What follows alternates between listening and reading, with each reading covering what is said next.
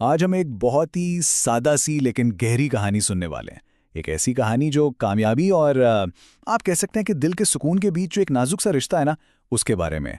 और मुझे यकीन है कि ये कहानी हम सबकी ज़िंदगी में कहीं ना कहीं जुड़ी हुई महसूस होगी। तो कहानी शुरू होती है एक बहुत ही बुनियादी सवाल से। एक ऐसा सवाल जो हम सब कभी ना कभी अपने आप से ज़रूर पूछते हैं कि भाई, ये सुकून आखिर है कहाँ?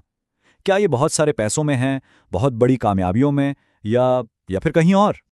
तो चलें मिलते हैं इस कहानी के मेन कैरेक्टर से, जैद से। अब जैद कौन है? जैद समझ लें हम में से बहुत सौ की तरह एक ऐसा शख्स है जो कामयाबी की दौड़ में लगा हुआ है, बस ऊपर से ऊपर जाना है।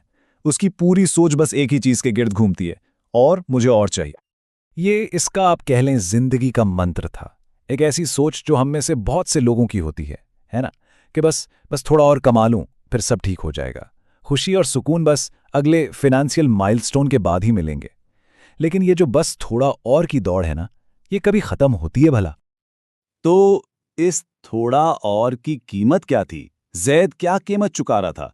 यहां उसकी जिंदगी की एक तस्वीर नजर आती है। दिन रात बस काम ही काम, ओवर टाइम, टारगेट्स पूरे करने हैं। और नतीजा? हाँ, बैंक बैलेंस तो खूब बढ़ रहा था, लेकिन क्या जिंदगी की जो असल दौलत थी वो कहीं कम तो नहीं हो रही थी? और यहीं आकर कहानी का सबसे बड़ा तजाद सामने आता है। देखें, एक तरफ क्या है, बाहर की दुनिया में चमक दमक है, बैंक में पैसा बढ़ रहा है, हाथ में महंगी घड़ी है, नया फोन है। लेकिन अंदर का चल रहा है, दिल पे एक भारीपन, रातों को नींद गायब, और सुकून सुकून तो जैसे था ही नहीं। और फिर कहानी में एक टर्निंग पॉइंट आता है। एक ऐसी मुलाकात होती है जो जैद की सोच, उसकी पूरी जिंदगी का रुख बदलने वाली थी। दिन बिल्कुल आम सा था। जैद अपनी बिल्डिंग की लिफ्ट में था। लेकिन कहते हैं ना, जिंदगी के सबसे बड़े सबक अक्सर ऐसे ही आम से लम्हों में मिल जाते हैं। और उस दिन लिफ्ट में जैद का सामना एक ऐसे शख्स से हुआ जो उसकी दुनिया बदलने वाला था। ये जो बुजुर्ग थे, ये जैद से बिल्कुल मुख्तलिफ थे। कोई महंगी घड़ी नहीं, कोई नया मॉडल का फोन नहीं, बिल्कुल सादा से कपड़े थे, हाथ में एक तस्बीह, और सबसे बढ़कर इनके चेहरे पर एक अजीब सा इत्मीनान था। एक ऐसा सुकून जिसकी जैद को शिद्दत से तलाश थी।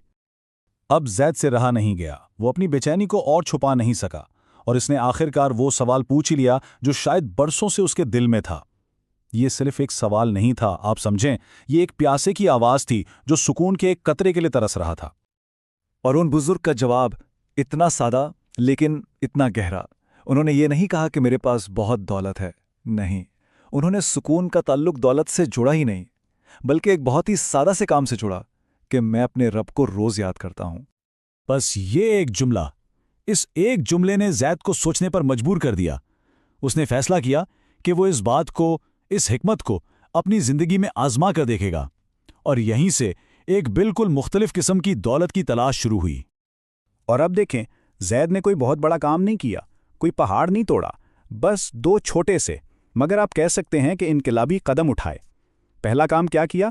काम के बाद फोन को एक तरफ रख दिया, वो चीज़ जो उसे हर वक्त दुनिया में उलझाए रखती थी। और दूसरा, उसने 2 रकत नमाज अदा की, यानी उस ज़ात से जुड़ गया जिसके हाथ में असल सुकून है। और नतीजा बिल्कुल फौरी था। वही दिल जो हर वक्त भारी रहता था, अचानक से हल्का फुल्का महसूस होने लगा, जैसे कोई बोझ उतर गया हो। वो बोझ जिससे वो इतने सालों से पैसों से हटाने की कोशिश कर रहा था। ये लम्हा जैद के लिए एक रेवलेशन था, एक इंकिशाफ का लम्हा।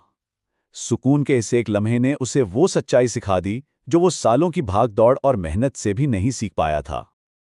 और यही इस पूरी कहानी का खुलासा है, द मेन मैसेज, कि दिल का असल सुकून, दिल की असल दौलत बैंक बैलेंस में नहीं, बल्कि अल्लाह की याद में है। इस रूहानी ताल्लुक में है जो इंसान को बाकी हर चीज से बेनियाज कर देता है। तो आखिर में ये कहानी हम सब के लिए एक सवाल छोड़ जाती है। एक ऐसा सवाल जिस पर सोचना बहुत जरूरी है कि असल दौलत आखिर है क्या? वो जो बैंक में जमा होती है, या वो जो दिल में महसूस होती है?